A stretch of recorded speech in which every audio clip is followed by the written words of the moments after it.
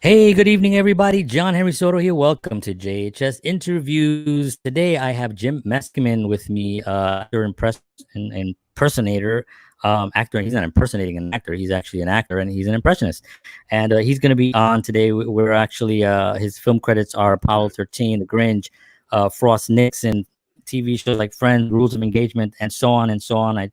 His IMDb is crazy. He also is the creator of the Jimpressions show, which he does about 65 different celebrities, and it's just so much fun. I've seen a lot of his work. I'm actually a huge fan, so I'm very excited to have him on. Ladies and gentlemen, please welcome to JHS Interviews, Jim Meskimen. Hey, John. Jim, How are you? Welcome good. from Los Thank you. Angeles. Yeah. Quarantine Los Angeles. That's right. Yep, quarantine, Bayonne, New Jersey over here. We're sister So cities, thank you. sister quarantine cities, I think. Tarzana Exactly. and Bayonne. Yeah. I believe so. Thank you so much for being on. My pleasure. So I'm not gonna like gush, but I am like a fan. Like I've been following your work for a very, very long time, and one of the videos that always, and I'm just gonna talk about this right off the bat. One of the videos that I love is an interview that you did, and it was a station in I believe it was Australia. Yeah, it was the And it was like a Sydney, morning Australia, the Today Show in Australia. Okay. And I mean, from the moment you started speaking to the end of that, it was just brilliant. I mean, how do you approach talking like that on a show like that? Because it's gone viral. I think it's over 2 million views on that. Is And it? probably a quarter of it is probably me, but Yeah, that I put out a video that did also legitimately go viral of my Shakespeare and celebrity voices, and that single thing, which I did just in the other room back in 2011, was a Shakespeare speech in 24 different voices. And I'd been performing something like it for years and years, but for live audiences. And of course, I never put it on the internet. And it took me by surprise by just suddenly just taking off. And then magazine articles were written, and I got all kinds of interviews. And I got a call from the Australian Today Show saying, we'd love to interview you. And we got a studio down in Santa Monica that you could go to. We could do a live stream. I don't think they said live stream. I don't think streaming was happening then. And I said, well, as it happens, I'm going to Australia coincidentally, because I was going to go perform at a group function, a conference. Mm. And I said, could I come into your studios there in Sydney? And they went, oh yeah, we'd love that. So I that's how that worked out. Now I've been on news shows and talk shows before in the States. And, it's always a little bit of a double-edged sword. You want to be on those shows, but at the same time, you're not that happy about it because they got their own agenda a lot of the times. And they ask you ridiculous questions sometimes. There's questions that don't even make any sense at all. And you have to kind of push against whatever they're giving you, and so that you get your message out. And there's like messages are colliding in the middle of the air and shattering all over the place. So I was sort of steeled for that kind of experience. And I thought, well, I'm just gonna have a lot of material, and I'm gonna get my message out. And to my complete surprise and amazement and bewilderment, Carl, the head of the show, one of the guest hosts, they were both so warm, but Carl was literally falling off the sofa laughing. I mean, he's having such a great time, and it's so early in the morning, and I think he must not have slept very well because he's just coming apart. And they were just really sweet. And then they kept asking me. I was supposed to be on for like 8 minutes. I think it's 12 by the end of it. By the end of it, I'm like, I hope they get me off soon because I don't have too much material left. But it was just a very generous, and that's how I discovered the Australian media at that time to be. At least this show was just very benevolent and very kind, and they made me feel very, very welcome, and it was great. Once I found out I was going to be on the show, I thought, well, it would be silly to leave the next day and just make this impact and then go. So I stayed an extra day, and I scheduled a live show at the Seymour Center there in Sydney, and 200-seat club, and it sold out within like an hour of the Today Show. So that was like my brush with success and fame in Australia. And I would go back there in a minute. I'd go back to Australia and do a little tour. I would love to. It's a beautiful country, great people, and they seem to like me. So that's so cool. You know, part of the joy of that interview was just his laughter and how infectious it was. Like for me, I also laughed at the fact that he was really funny. He was, you know, he liked the Robert De Niro. I think he didn't, you know, that took him by surprise, and he was laughing really, really hard. So who knows why? I don't know. Interesting.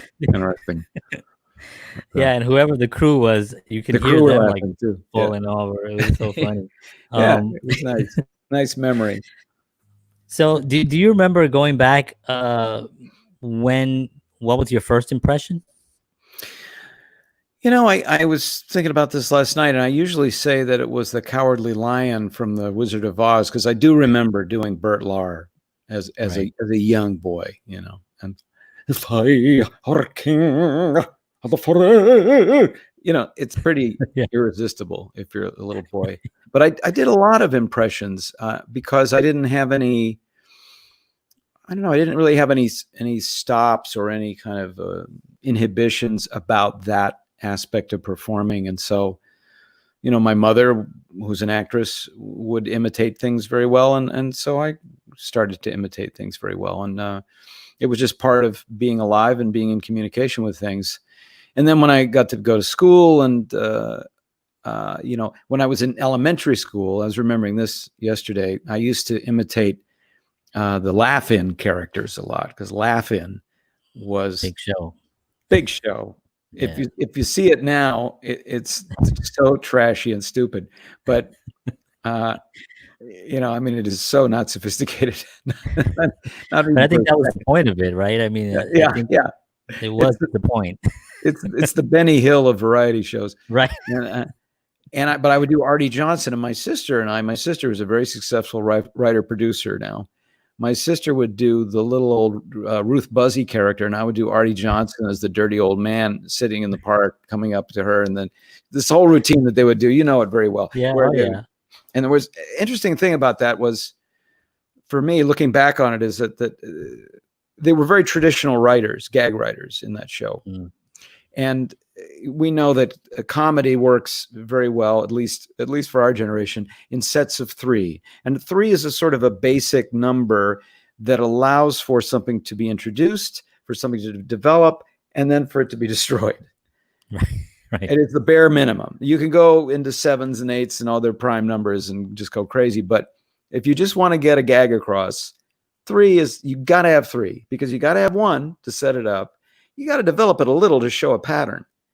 And then you tear it down and deconstruct it, and that's what creates the rejection of laughter. So my sister and I, we did those routines, and they were exactly on a 3-tiered kind of setup, where he would waddle up to the bench and say, "Would you like to go to the movies?" And she'd smack him with the purse, and he'd say, "Would you like to go for a walk in the park?" She'd smack him with the purse. And then the third one was always something a little bit that varied off the pattern, like, "Would you like to take me to the ER?" And she'd hit him again, and he'd fall on the ground. And you know, not for nothing, that structure, I think, is one of those things that writers, which my sister became a great comedy writer. She won an Emmy for Friends. That had to be something that she absorbed from those early silly shows, because you know, they work. Yeah, and I was gonna say that a lot of those early shows, like even, you know, going back, even Sid Caesar and all the writers that he had on those shows, you know, Mel Brooks and Woody Allen, Neil Simon, and all these amazing writers that were on that show, that sensibility of the arc of comedy, it felt like it was kind of developed during that period of time, you know. And because I'll sometimes look at the Honeymooners, and you can probably put the Honeymooners today with some of those scripts and the double takes, and you know, shows like Friends kind of really draw. I feel that it draws from a lot of these legendary shows. Do you feel that it's changed over the years into something different, or do you feel that it's always remained that kind of structure? Oh, there are lots of different structures. That I think is just kind of an example of the bare minimum of a sort of a really pared down structure. But there is, like you mentioned, Friends, which is a great show, and which I was lucky enough to be on in its final season for an episode. And I went back and cycled through with my wife, and we watched all the episodes. And it's funny, 'cause I was on the show. My sister produced the show and wrote many episodes, and was in the writer's room for 5 years, I think. But I never was that big of a fan. I didn't watch it regularly. And I didn't know until we cycled through that it's a serial. It's not just a series, it's an ongoing story. And Right. I grew to appreciate it much more because if you have an ongoing series like that, you can really develop the relationships beautifully. And in episode 65 or 112, you can allude to something that happened in episode 30, and your audience is probably going to go, "Oh yeah. I remember, yeah. Yeah. And so, but I noticed in that show certain things. Again, it's sort of a lot of the structure, I think, gets dictated by the limitations of whatever the form is. So that's why movie comedy is somewhat different than a half an hour series comedy. For instance, in Friends, they have to service, or any sitcom basically, has to service probably more than one storyline, which has its own start, change, stop. And they also have to honor, the scenes. And within those scenes, the building block of it is set up gag, set up gag, set up gag. They're just constantly building something a little bit and tearing it down, or constantly going in this direction and then going in that direction. And that's the actors that they had on that show were just geniuses at just saying, "Oh my God, I love you so much. I hate you." Right. And just bing, turning on a dime so artfully and without you suspecting, because you really, it was a predictable rhythm that any idiot would be able to figure out. But the artfulness of their performance was in projecting so totally this sincerity. And then maybe just come the other way in the next nanosecond. So, now, as far as like humor and stuff, every generation has its own preference for how much a thing is laid out in that beginning establishment phase. Mm-hmm. And what degree of variation and pattern, and then in the final step, wherever that falls, a punchline is another word for it. How that every generation has their own preference for what they will accept and what they think is cool. I mean, it's just like music. There's nothing wrong with old music. We love old music, but if it's your generation, you've got a special kind of hook into a certain kind of music, and that's yours, and it has to do with, well, I came along when that style came along, and then we have you have a kind of a kinship to it. Exactly. Do you you did a show, I think it's on Amazon right now. It was called Impress Me. Yeah, the series. A series, and it was I believe it was executive produced by Rainn Wilson, I believe. Yeah. From The Office. And that was such a sweet show. It just had such well, I wanted to ask you about this because there was an episode. The whole series is basically you're trying to kind of like stop the impressions, and you want to go into acting and serious acting, and I think a lot of actors and just performers in general, they always kind of second guess their natural abilities and because of whatever they think they should be doing. And I thought the show really showcased that so well. Like sometimes I'm a musician, right? I played in bands and I toured and I did that whole thing, and then I got into film, and I'm thinking, well, maybe I should go back to music, and you start having these kind of things rather than just what is it that makes you happy, and what makes other people happy that you do. How much of that show was, fiction, or how much of that were you actually feeling yourself as going in? And by the way, what was it? Ross Marquand. Oh my God. Yeah. Amazing. You two together is like so freaking awesome. Yeah, that show Impressed Me is on Amazon Prime right now. If anybody wants to watch it, it's we did 13 episodes, and then Ross got quite famous, and Dana De Lorenzo got quite famous, and I was, and even Piotr Michael got quite famous. Several of our cast members, and so I got left behind. But that, I had a great experience. Yeah, and now none of us are working. So right, but. You ask about how autobiographical that was. In some ways, quite autobiographical, because we brought Ross and we met with the writer-director Ben Shelton one day, and we were pitching him ideas for something to do together, something about impressions, and we didn't have anything very gelled. And we were talking to him about what it's like to be an impressionist or a voice actor in Hollywood, and the things that happen to you, and the kind of the peculiar things that occur just because that's your field. And after a while he said, I think this is what the series is about. It's about two guys like you. And both of us did and do once. We're much more interested in being dramatic, or at least theatrical actors, than impressionists. Impressionists there's a kind of a ceiling to what you can do with impressions, unless you just want to full out go and be Rich Little 2020, but Rich Little is still around and doing it as far as I know. So right. You want to do something a little richer. And Ross is a terrific actor. He happens to be a remarkable impressionist as well. So that's how the show started. And there were, we would suggest to Ben, hey, there's this whole thing here that sometimes happens. And he kind of took a lot of our notes, but then he constructed a story with family and this wonderful conceit that all the impressionists in LA kind of know each other and kind of hang out together, which isn't true at all. But we made a little group of people that were kind of like, hey, and it was nice. It sort of created that group that hadn't been a group before.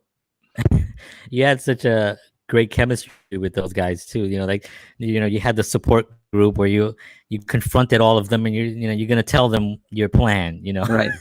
They all just come in and they all start their impressions. It's just that's right. They can't stop it. Yeah, freaking hilarious. Yeah, it's such a great idea. See, I wouldn't have known if you said right now that you guys don't hang out. I wouldn't have known that by watching the scene. I thought you guys had like a club, and you all just hang out, and you meet every Thursday night for martinis or something. It would be pretty fun. But, yeah. Everyone's a lot of them. Those guys are a lot younger than I am too, and they're doing different things. And now I love them all, but and we've had parties and get-togethers and stuff like that. But there is no actual right, except online. There is no actual community of impressionists that I know of. Right. I would go there and hang out if there was. That's cool. You mentioned going back to that interview in Australia, you mentioned you said the word viewpoint like a couple of times, which I found. Did I? Wow. You said it. Yeah. You said about changing your viewpoint. Yeah. Between impressions, and can you talk a little bit about that? Yeah, I go by the definition of acting, that acting is a knowingly changing your viewpoint, knowingly taking on another viewpoint, basically, which I heard in New York when I was studying improv, and which is basically the same philosophy that my wife's school, the Acting Center, uses. It's nothing terribly complicated. You're taking on the point of view of a person other than yourself. So that's what's kind of funny about, well, that's a big subject, but let me just keep it simple here and say that when I do an impression, part of becoming another person, like Ian McKellen, for example, who I love to fall into at a moment's notice. I instantly look at the world in a way that he would, I think, at least as I conceive he might. And I would say things in the way that I feel like it would not be unusual for him to say. And that for me is like, the rest is all mechanics, how one communicates that. But the very basic point is Arnold Schwarzenegger. Okay, so if I'm here and I'm Arnold, I'm going to talk to you, John Henry. My God, you got to work out. Look at you. You need to pump up because I can. You tell you're probably eating too many cheeseburgers. Be honest. And it's fun. It's actually very, very therapeutic to change viewpoints as well. And because you can get very complicated about acting and very complicated about impressions and, channeling. People say you're channeling this, but that's a little too creepy for me. I don't want to actually take over my body. I'd rather just kind of adopt their viewpoint. Yeah. I've been to a lot of those classes also as an actor, and some of the methods are a bit bizarre, as far as be a tree and be a rock and those kind of things, which I did actually. I thought that was actually like very cliche, and I thought it was a joke, but I actually went somewhere. Yeah, it's good. And they actually really had people putting their hands out, be that tree, and I thought, well, I really don't want to be a tree. I want to create characters. And but the British technique seems to me to make the most sense from what I've seen, where they take the actual words, the actual text, and they pull the character out of what's being said and kind of like, I guess, a viewpoint of what that character feels by saying these words and being spoken to this way, and that kind of creates the character. And I thought that seems to me to make more sense than just drawing something or having something possess my body in some weird way. 100%. So yeah, as an actor, when you're going in for an audition, you mean into my back room?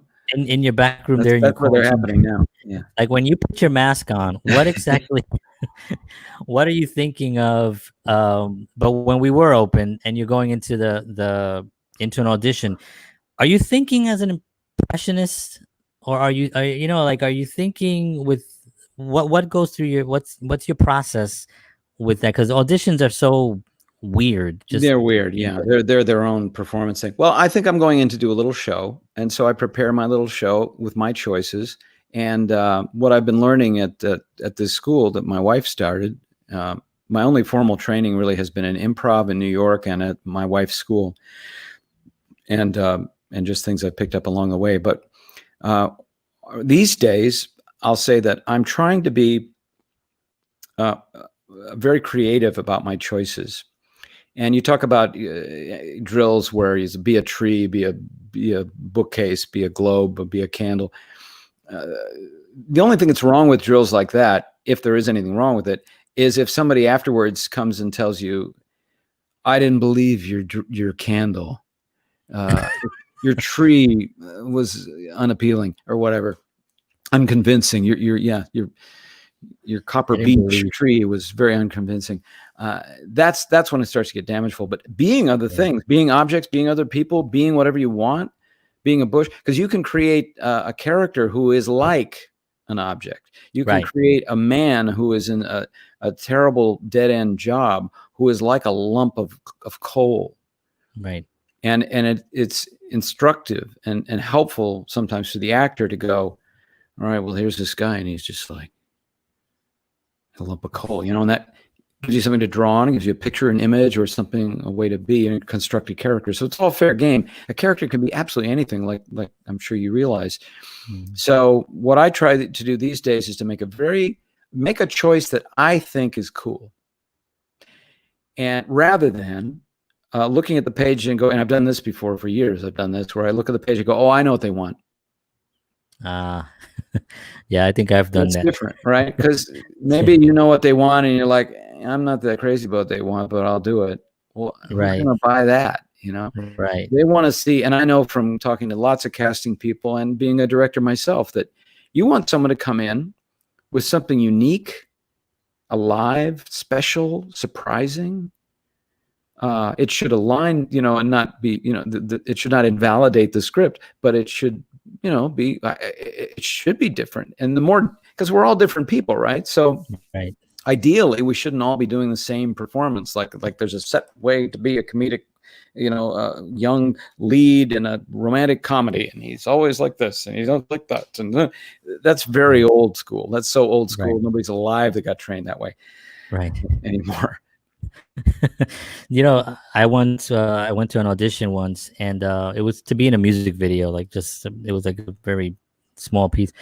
And afterwards, I did what they wanted me to do, and there were some lines which I don't understand why, because there's music playing, but they gave me lines, so I'm reciting these lines. And at the end of it, I was like, it's a music video, so I just right before I left, I said, "Can I break dance?" And they were like, "What?" And I was like, "Well, I used to be a break dancer," and I used to break dance back in the mid '80s, And they were like, yeah. So I did a little breakdancing, and that actually got me the the job. Exactly, because we're the only guy there that did that. Right, exactly. Yeah. They were like, and they brought that up. They were like, "Yeah, we weren't gonna put you in this, but you started breakdancing." I tell you, there's a million stories like that. I've had a million times like that. When that bright idea you get is very potent, and often people go, "Oh no, I couldn't do that." And then Right, because I was almost thinking about it, and I just thought, what do I have to lose? It's like, I've gotten to that point. At that point of my career, I've gotten to just do it, and whatever happens. It hasn't always worked. You have these ideas, but at least you did it. Yeah. Well, and often they'll remember you. They go, "Who was that guy? I never forget this guy." And he took the pillow off the couch and he stuffed it in his shirt, and he wanted, Yeah. It's just memorable, and they'll call you back for something else. It is, yeah. Just one quick thing. By my first audition, I went in, and there was this really tall guy. I'm very short, big tall guy, and we were both waiting to go into this audition. And casting director comes out and says, "Okay, we're gonna see him first, and then me." So he goes back in, and this guy decides to go to the bathroom. So when he comes out again, he says, "Oh, okay, well then you come in." So as I'm walking in, I remember to stay in present time enough to know that they're expecting this tall guy. So he has a headshot in his hand, and he's holding it. And I walk in, and he looks at it, and he kind of looks at me, and I said, and real quickly, I just said, I'm much taller on paper. And and they all laughed and stuff. And it was one of my best auditions, which was my first. And after that, I felt golden. But auditions are so weird, because it's never really going to be. I don't know how much of that is going to actually depend what happens in the film on those choices that happen in that, what is it, 2-3 minutes if you're lucky, block of time. It's such a weird thing. What's one of the tactics that you used early on to overcome anxiety or fear for young people to kind of like, deal with? Yeah, I think that, John, the reason why now I've done perhaps, I don't know, 50,000 auditions of one kind or another, some humongous thing. In my vast experience with this sort of thing, I'd say the weirdness of auditioning is the fact that you are trying to pull something into yourself, which is a job, and give something out at the same time.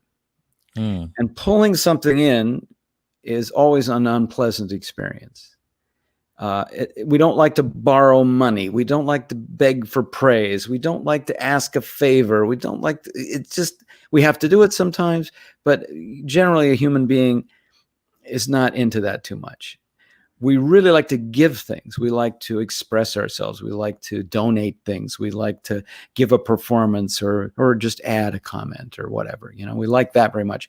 In an audition, part of you feels, I got to get this thing that they have, which is my job, but I must give them this, but I must get that. And it's the weird push-pull thing, and it makes people do the craziest things in auditions. Yeah. Because they're not, So early on, I decided, this is a performance. That's what it is. It's a performance. I'm going to do a little show. I do these little shows all over town. Sometimes they pay me.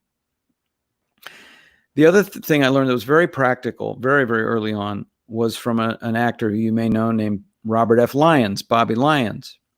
Mm-hmm. Bobby Lyons was very, very big in TV and films in the 70s and into the 80s and 90s, and still works today, I think. But he gave a little seminar one time, which I went to, and he said a great thing, very practical. He said a lot of actors, after they do their audition, they're kind of like in this weird state before they leave the room of like, and again, it's this kind of push-pull. You're like kind of wanting to are you going to tell me I was good, or do we want me to do it again? I want you're turning into Rubber Man there. And it's odd for the casting people too, because they're kind of like, okay, that was great. And they're looking at the director, or if he's there, and he's like, yeah, do I have any more I want to ask? And there's this kind of limbo. Yeah. And he said what he does to handle that is to, once he's done with that last thing he's done, to just say, thank you very much, bye-bye, and to go out the door. And he said, and it kind of creates a vacuum, which I understood. I thought that makes a lot of sense, because maybe they want you to come back, or maybe they want you to call you in for a callback, or maybe they just can't. He left and they're still thinking about you. So I got into the habit of, like, as soon as I was done, it helped that I was busy and needed to go other places anyway. But I was like, as soon as I'm done, okay, do you need anything else? No, thank you so much. And I'm out the door. Right. I even would sort of curl my leg up like Snagglepuss and then go right out the door. I'd be poised. Need any more? No? Okay, goodbye. And the good thing about that too is that it moves you out of thinking about it, because that's also a deadly thing to people starting out. They do an audition and then they're like, is the phone going to ring? Did they call? Did they call? Right. You didn't call yet. Did they call now? No. How about now? And you can't stop thinking about it. Again, you're pulling in, you want acceptance. Yeah. And it's deadly. So by just kind of bulleting out of there and shutting the door, you're on to the next thing. And it makes it easier to forget about it. Yeah, I did a seminar somewhere, and there was talk about that, because there's this tendency to be like, so when are you planning on finishing the casting? When, I've never done that, because I was just, I think innately, just because I came from music and I kind of knew you want to always leave them wanting more and that kind of thing. I knew that, but I would experience it because I've been on both sides as a casting person. So I've seen that awkward. So you guys will let me know then. And you got my number, right? Yeah. That number is good. That number is good though. That and after that they're like, oh man, it's not pleasant. Not pleasant. I remember it reminds me of an actor I saw one time. I did in high school, I did one of these play festivals where, you go and you present your work and everybody's in competition. All the high schools are doing Shakespeare, and one guy, we were all doing Petruchio from Taming of the Shrew, and one guy got up and he did his monologue, and right after he said, and where do we find out about the results? And I thought, can you give it a rest? Maybe he was being funny? I don't think so. He was very earnest about wanting that medal. Where do I pick up the award? So let's talk about your, the method of impersonating, because I'm fascinated with impressions. I do a couple of guys which I won't do, but go ahead. I love impressions, and I always have since I was a kid watching Johnny Carson. If Rich Little was on, it was I'm there. Yeah. Rich Little was amazing. Yeah. And some of the processes that he talks about, like he was talking about rhythm a lot, because I saw an interview with him and he talked about rhythm first. Like that's was his foundation. What's your foundation when you hear a voice and you're like, oh, besides the fact that some of the voices are just like so distinctive and so kind of like different, but if there's a character like George Clooney, like no one does George Clooney but you. There's a guy named George Clooney that does it pretty well, but he's in Italy. So I just did George Clooney's voice this week for a thing. Thank you. All those things are true. Rhythm, pitch, word choice, the amount of air, the impingement. There's all the different things that make up vocal communication are going to be distinct with every person. I don't often subdivide it into all that. I kind of take a package approach. I look at the person, and I generally it's someone I like a lot, And so that affinity creates a real tight bond. So I can just kind of lock in like a Right. F-14 locking in on a MiG or something. And then I try to be that person. Now, if you can be that person, then it's all, you get the whole package. If you need to make adjustments and to make it perfect, then you look at things like, oh, well, gee, he speaks a little slower than I've been speaking, or oh, he has just the slightest bit of a lisp. I hadn't totally picked that up. Or oh, it sounds like every now and then he sounds a little bit Aussie when he uses that kind of phrasing, and then you gotta fine tune it. Like I was doing, I'll tell you my progression with George W. Bush, for example.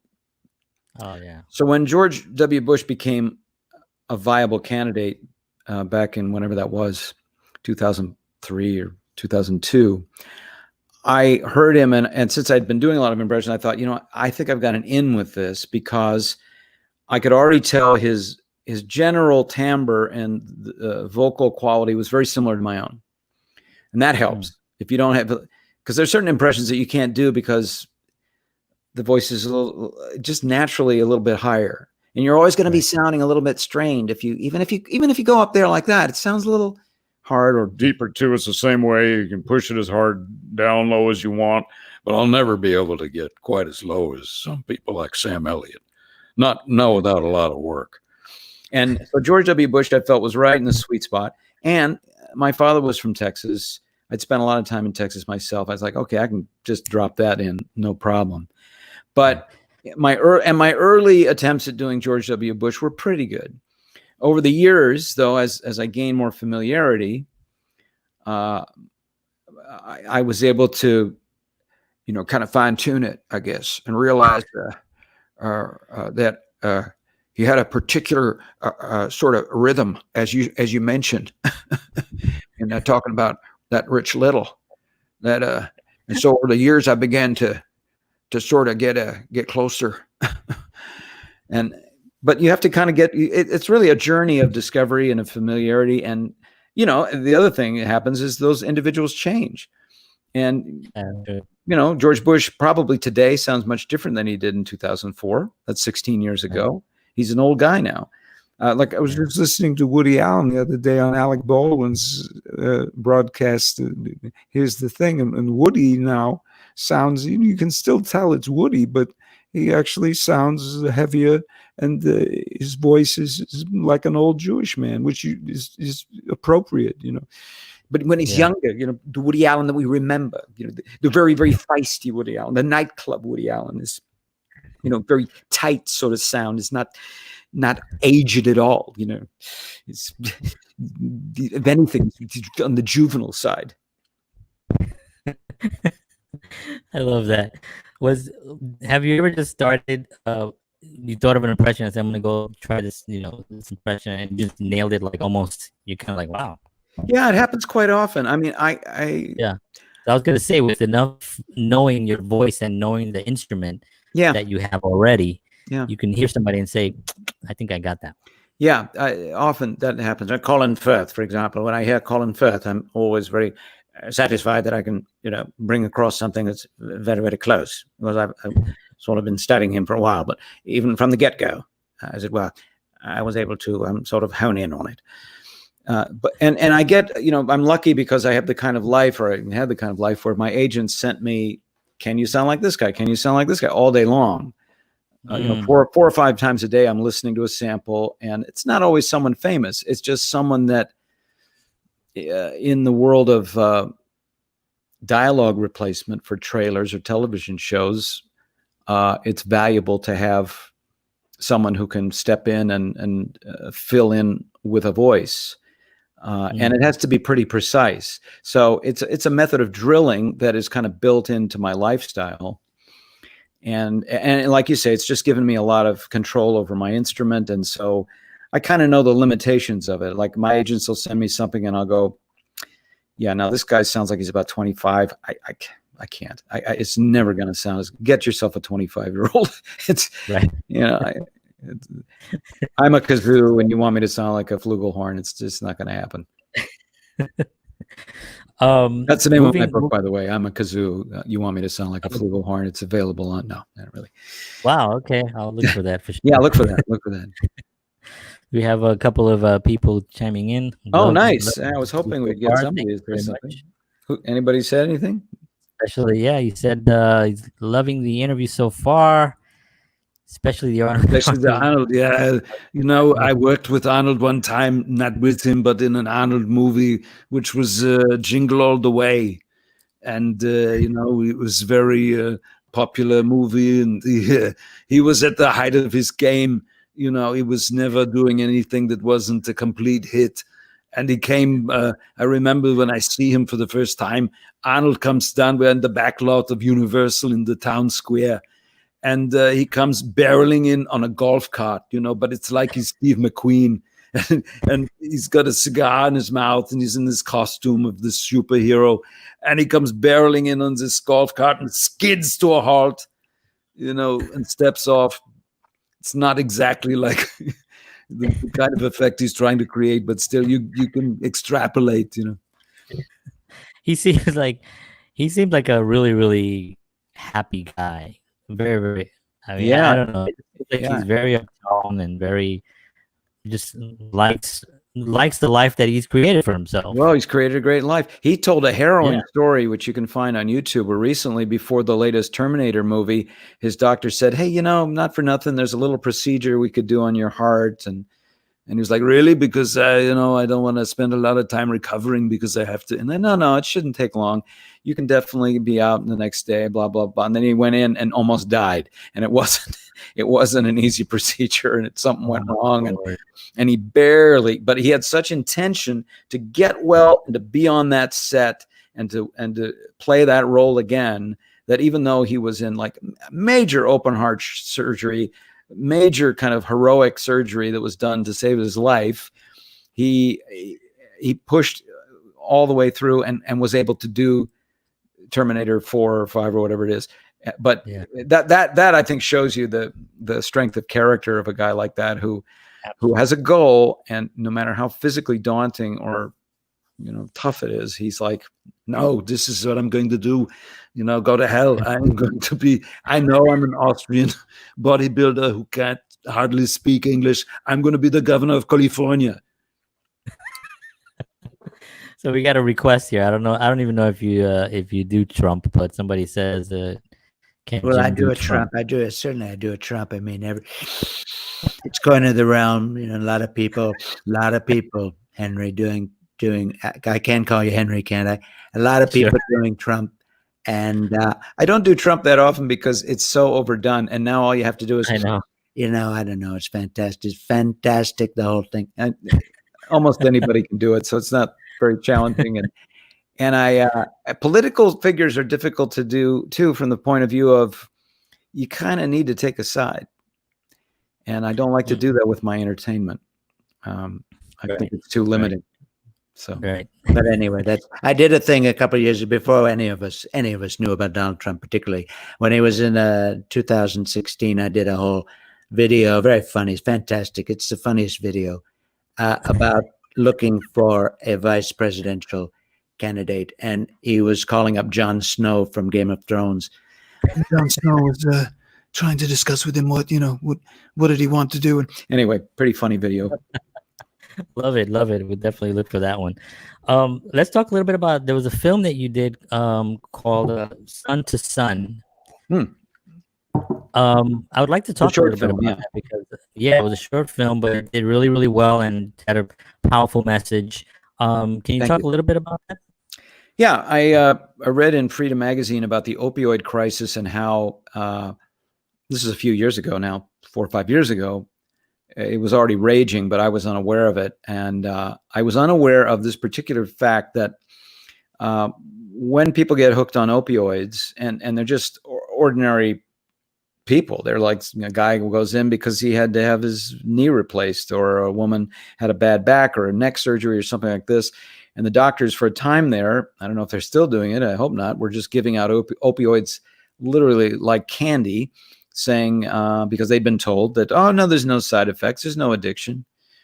Well, that was not so true. So I didn't realize that the spike in opioid usage had created a spike in heroin usage, because patients who were prescribed opioids reached a ceiling where they were not allowed to be prescribed anymore, because it was so dangerous. Because you need to take more and more to have the same effectiveness on the drug, and at a certain point they would cut you off, or you couldn't buy as many as you felt you needed.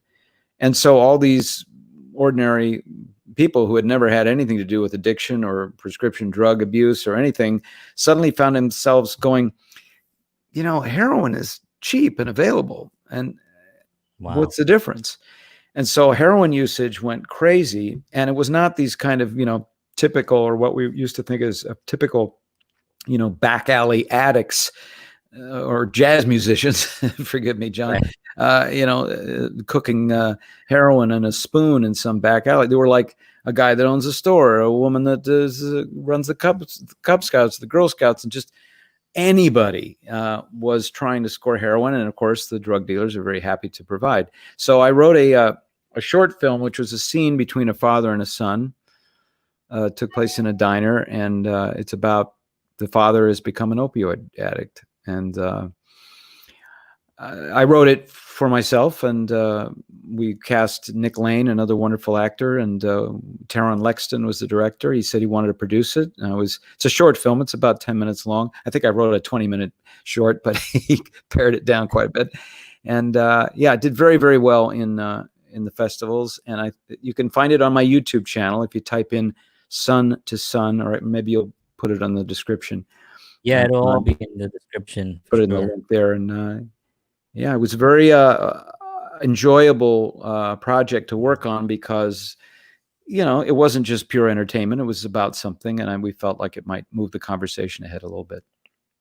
Yeah, it's definitely powerful. I did see it, and it was really very scary. And the fact that it was the dad that actually, because like you said, it's just anybody, it was just such a devastating thing. I mean, I'm from the South Bronx, so in the South Bronx, I was there during the 70s of the fires, and in the 80s, crack came out, and I remember seeing the whole families just being completely devastated. So it's definitely a problem. Let's liven things up a little bit. So I have a few people here. Let me see. Well, so they got rid of the doctors. Shopping, people go to doctors, different states and colors. They also added a coagulant in the pill so you couldn't snort. Well, good. That's good. Oh, good job, guys. I don't think that's going to stop too many people. On top of it. Yeah. Well, supply and demand. Yeah. Yeah. Well, I'm sure it has gone through its own ebbs and flows as a catastrophe, but it definitely affected millions of Americans. Yeah. So usually I'll ask my guests. We have people watching the show. I do a lot of work with young actors and musicians, and just kind of helping them along the way so they don't fall into the pitfalls that I haven't fallen into them, but I've seen those pitfalls, and I've seen others fall into those pitfalls. So what advice, this is just maybe a little bit broad, but what would you say is one of the most important things that an artist can look for as they're heading out into the world? Young people, anyone really, because I started acting fairly late, but anyone, what's one of the traps, really, like what's something that they should be besides opiate, Well, I think there's so many traps, but I rather than concentrate on the traps, I would say a really good thing to do that artists. I came to this very late, but I think it's a quite a good thing to do. Problems are valuable. You want a problem if you're an artist. You want someone to come up to you and say, memorize this script, and guess what? You go on next week. Or we're going to fly you to Toronto tomorrow. Do you have your passport? Is it up to date? That's the kind of problem you want. You want something delicious like that. Yeah. And what happens is often we go looking for problems, and one problem sounds as good as the next. And then some of those problems are going to be like the kind of problems we associate with the word problem. They're going to be something very undesirable. Right. The difficulties in life that everybody kind of agrees are misery. So in order to kind of take problems by the chain yourself, the best, most productive artists I know set themselves goals and create thereby their own problem, if you will.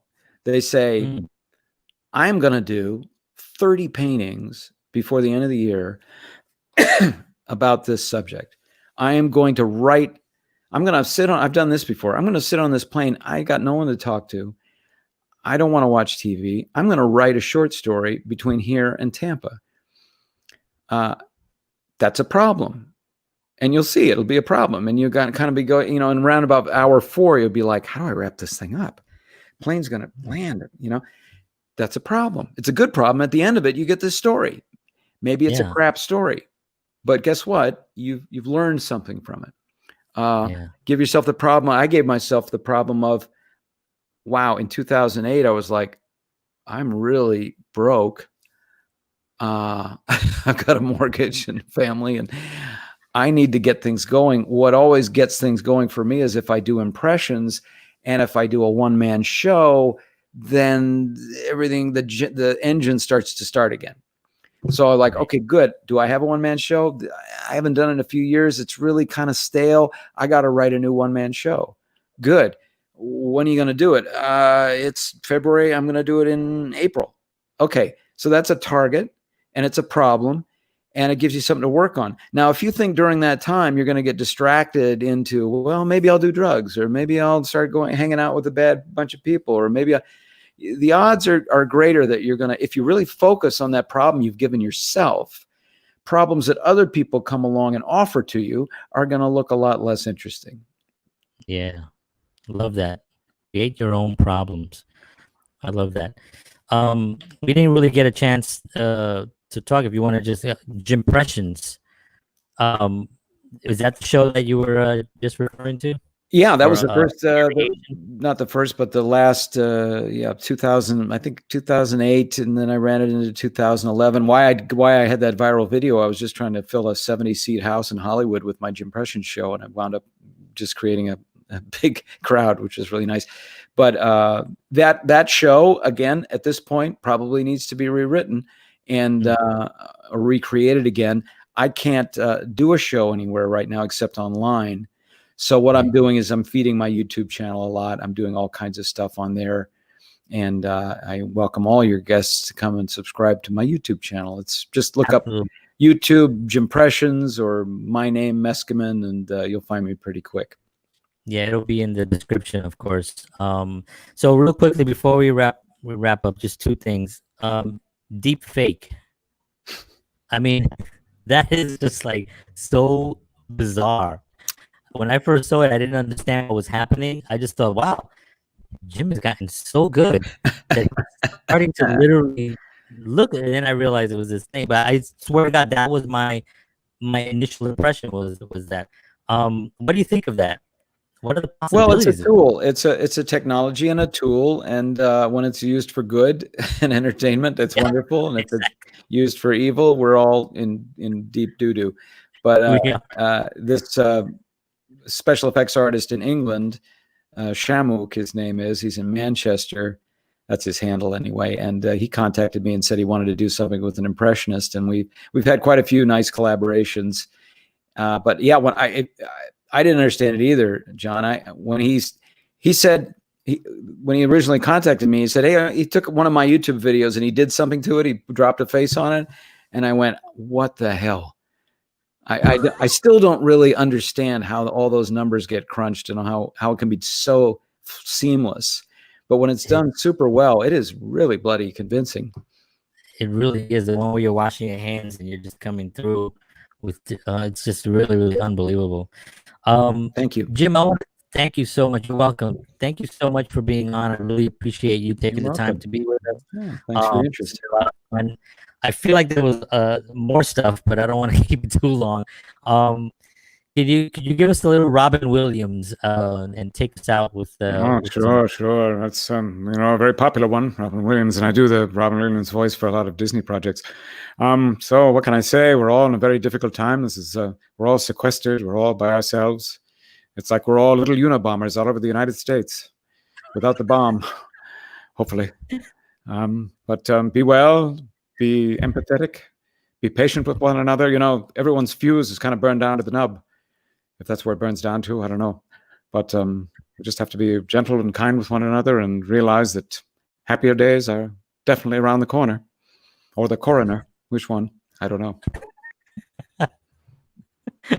Jim, thank you so much for being on. I appreciate you so much. Take care, and we will definitely talk soon. And thank you. Oh man, that was so freaking awesome. Oh God. So okay, everyone. Jim Meskimen, I'm gonna have all his links down below. I'm gonna check out his videos. He posts a lot of stuff up there. It's so funny. And I wanted to ask one more thing about something, because it was not only are the impressions spot on, but with the material that he's actually saying, he's just a funny guy. That actually is really important. I've seen him impress, people who are doing impressions who aren't really that funny, and so their great impressions kind of get lost. But he's just really funny. He has both everything. So check that out. What else can I say? Thank you very much, everyone, for tuning in. This is John Henry Soto. If you like these interviews, please subscribe to my channel. Hit the little bell so you get notifications, and share it.